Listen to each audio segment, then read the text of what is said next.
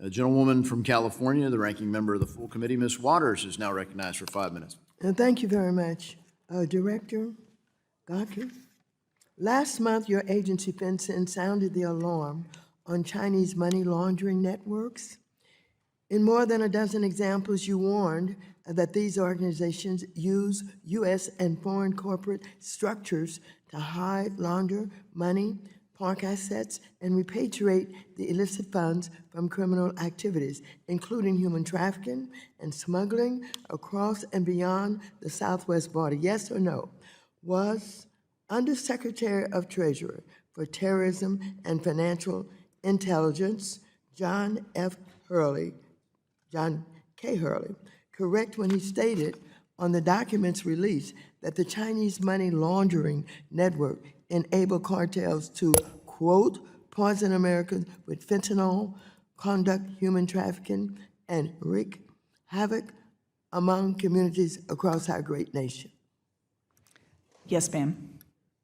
When Undersecretary Hurley said that statement, we have seen Chinese money laundering networks to be a prevalent form of money laundering that are increasingly being leveraged by cartels to facilitate narcotics trafficking.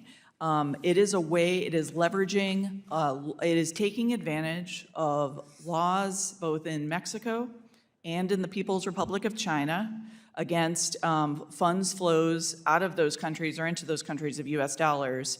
And there is an informal, decentralized network being leveraged by cartels to launder the sums being used to export narcotics and other drugs to the United States. Thank you for that. I want to move on to some work that I've been doing on the Caribbean on de-risking. In 2023, as required by the Anti-Money Laundering Act of 2020, the Treasury Department released its U.S. government-wide de-risking strategy, having worked for years with those most heavily impacted by de-risking, including many Caribbean nations and territories that are effectively cut off from the international banking community. I was pleased to see the release of this strategy. Its importance was underscored at a 2022 hearing that I chaired, where Prime Minister Mia Amor Motley of Barbados gave historic testimony about the negative effects of de-risking on the people and businesses in the region.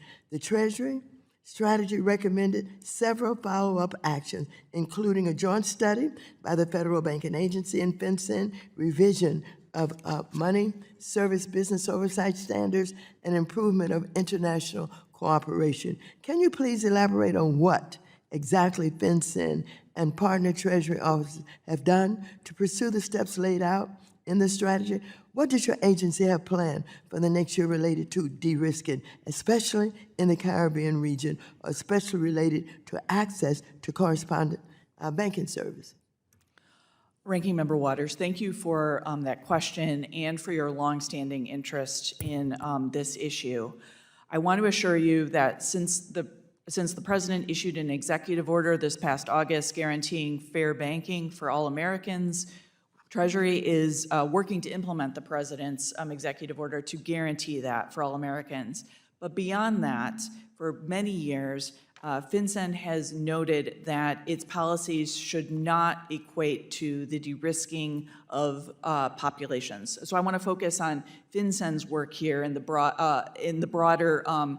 broader Treasury response to de-risking. I look forward to getting back to you and your staff on that.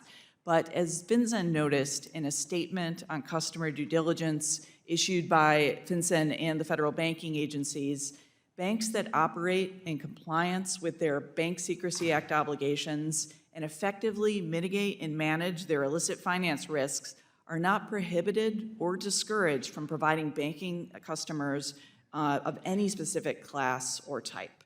And I look forward to working with our federal banking agency colleagues to further clarify that as needed. Thank you. I'm just interested in follow-up to see if changes should be made based on a long-time policy.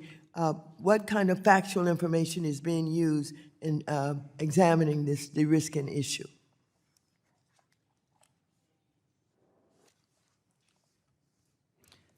Absolutely. back. We'll get back to you on that.